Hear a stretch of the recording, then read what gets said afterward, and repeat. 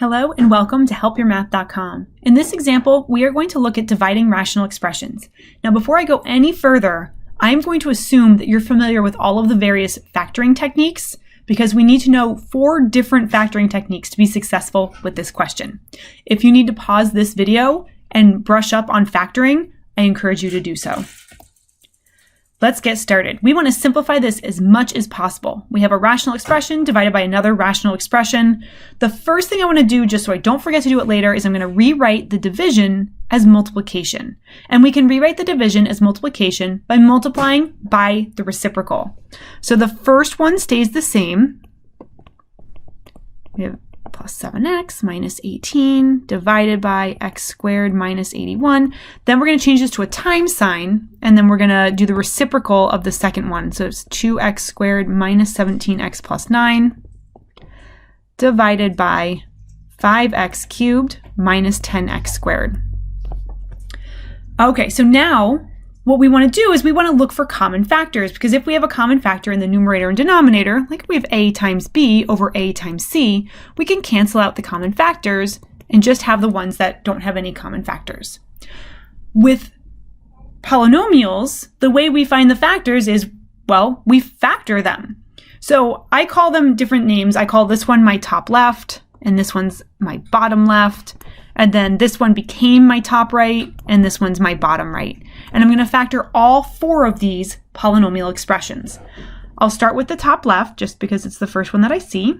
And this is x squared plus 7x minus 18. So this is a standard trinomial, but we can use a shortcut because the leading coefficient is 1. Once we figure out the winning combination, then we can just plug that right into 2 binomials. So the winning combination, what we're looking for in this one, is 2 numbers that multiply to negative 18, but they add up to positive 7. So 2 numbers that multiply to negative 18 and add up to positive 7 would be positive 9 and negative 2, because positive 9 times negative 2 is negative 18. Positive 9 plus negative 2 is positive 7. That's my winning combination. And we can just plug that right in because the leading coefficient is 1. Okay, so top left is done. I can go ahead and replace it now. I might wait just to see how much space I'm going to use up for all of the rest of these. The next one we'll look at is the bottom left. The bottom left, we have x squared minus 81. This one's a binomial. With a binomial, it's either a special polynomial or it has a GCF. The 2 terms have something in common. In this case, the 2 terms only have a common factor of 1, so that's not helpful. But x squared minus 81 is a special polynomial. It's a difference of squares. A difference of squares factors into conjugates. It's going to be root minus root times root plus root. So this one's going to be rewritten as x minus 9 times x plus 9. Now we'll look at the top right. Remember, the top right in the given problem is actually the denominator. You know what? This one's going to take the most space, so I'm going to do it over here. All right, top right, we have 2x squared minus 17x plus 19. Here we have a is equal to 2, b is equal to minus 17, and c is equal to 19. So this is a standard trinomial. The GCF of the 3 terms is 1. There is a leading coefficient. It's 2. Well, there's always a leading coefficient, but it's not 1. So we can't do the shortcut like we did for the top left. For this, I use a method called the AC method, or target product, target sum. The target product, what we're looking for is 2 numbers that multiply to a times c. In this case, a times c is positive 38. So 2 numbers that multiply to positive 38, and they have to add up to negative 17. That's our target sum. Okay, we only have 2 options to try here, and negative 17.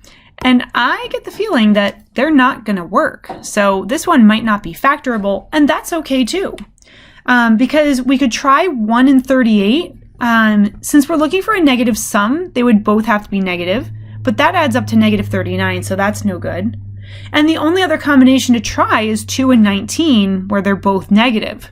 This was really close. If we had a minus 38, this would have been a lot better, but we don't. So it turns out that this one's not factorable. And then we just say not factorable. and we move on. Not factorable. Okay, the last one is the bottom right. I think we'll be able to squeeze it in over here, so I'm going to put it here. We have 5x cubed minus 10x squared. This is also a binomial, and it does have a GCF. 5x cubed and 10x squared have a 5x squared in common. So we're going to factor out 5x squared, leaving behind x minus 2. Okay, so we have all of our factors. Anything that was factorable, we're going to replace with the factors, and then we'll start canceling. So we're going to replace that x squared plus 7x. That's going to become x plus 9 times x minus 2 divided by x minus 9 times x plus 9 times, and then this thing just stays. It's either we cancel out this entire factor or we cancel out nothing. And then in the denominator here, we have 5x squared times x minus 2. All right, so the x plus 9, there's a common factor between a numerator and denominator.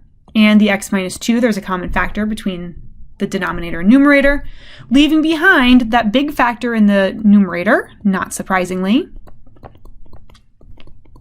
Divided by, in the denominator, we have 5x squared times x minus 9. We can't do anything further because we've already matched up factors that we're able to cancel, and so this is what we'd be left with. If you need to talk to your instructor about distributing through the denominator, you can. For me, I don't require it. This is enough work as it is. This has been an example of dividing rational expressions. Thank you for stopping by.